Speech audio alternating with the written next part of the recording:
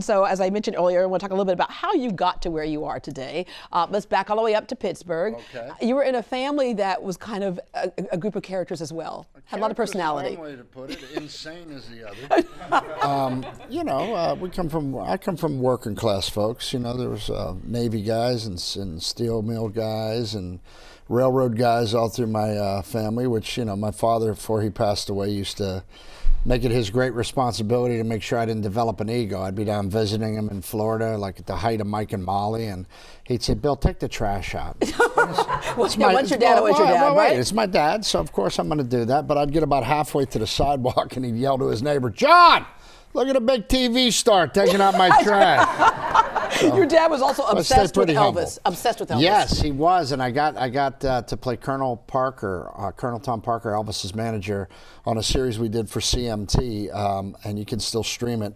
And it was really neat to do that because I was able to take him to Graceland. You know, when I got successful, all the parents, my wife and I said, let's give them a bucket list, anywhere they want to go. Yeah. So some of the parents wanted to go to Hawaii, others wanted to go to New York City. My dad wanted to go to Graceland. Yeah, there I you loved go. him for that. He was the cheapest date, so that was good. And you can be funny, but to make it a career is a whole other thing. When did that first enter your head that maybe you could do comedy? I wanted to be a comic from the time I was 9 years old, and my dad was a big influence because I would watch him, and he was just great at making a heavy situation light. Yeah. And funny, and I figured that's a quick way to get through life. That's not bad. Plus, it keeps you from taking yourself too seriously.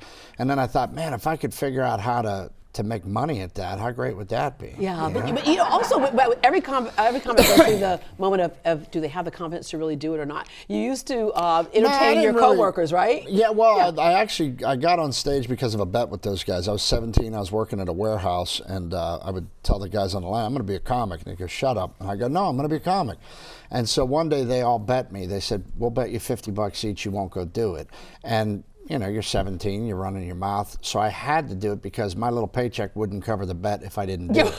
So I kind of owe those guys. Yeah, yeah. And I don't mean like not having the confidence to do it. It's just that there's a difference between actually making a living at it. Yeah. You know, and for a while you did all kinds of things, and just when you were about to give up, what happened? Well, I think that's a little too story skewed. I always wanted to be a comic, and I got on the road pretty quickly by the time I was 20.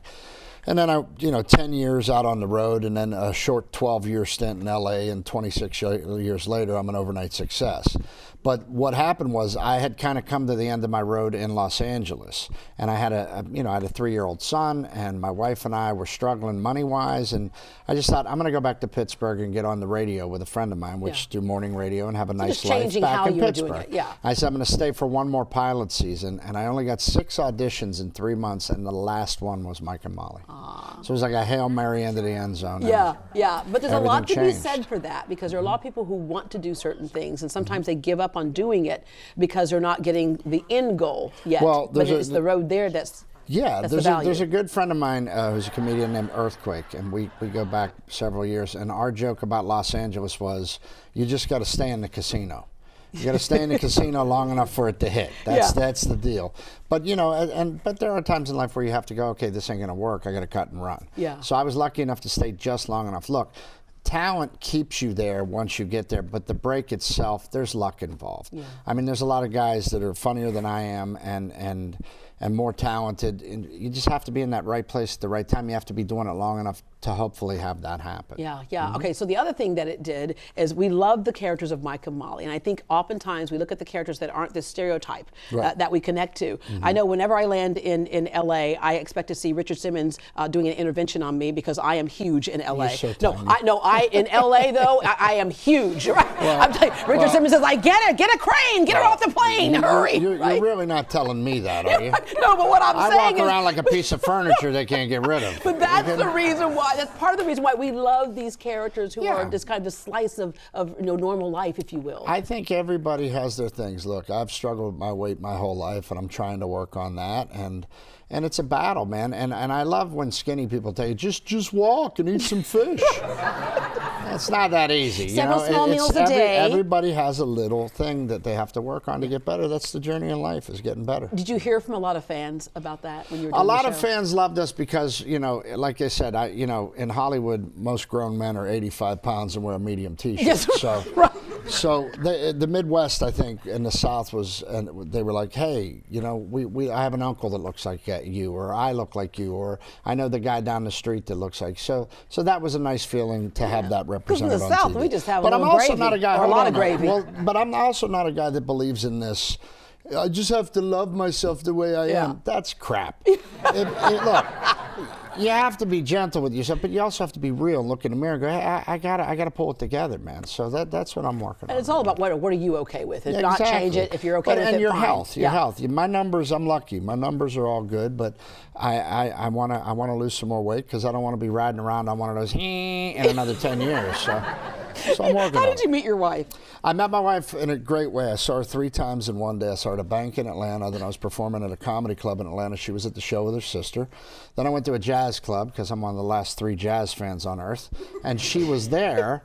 And I figured 3 times in one day, you got to take a shot, right? Yeah. So I saw what she was drinking. I ordered one. I took it over to her table. And I said, drink this till I'm cute. And what did she say? She looked at me. She goes, I'm going to need another one. I was like, oh. And how important is that sense of humor in your relationship, especially when you travel a lot, you really work a lot? big. You know, it takes a special woman to put up with a performer that's on the road. Now, luckily, I don't have to be on the road as much anymore. But she's just been amazing. I mean, she's bulletproof, man. You know, she's been with me the whole ride. It's been with me for a long time, and I would not be the man I am without her, without question. Well, Billy, thank you very much for joining us today. Come down and see me at JokeJointComedyShowcase.com. You can look for tickets, 1 tonight, 2 tomorrow. Yeah, tonight at 8 o'clock, and then tomorrow night at 7 and 9:30 p.m. Tickets are available online, and for more information, log on to GreatDayHouston.com, and we will connect you with the Joke Joint. Has lots of great talent that comes in, including you. So thank you for having me. Here, take your football. Oh, come on. Okay.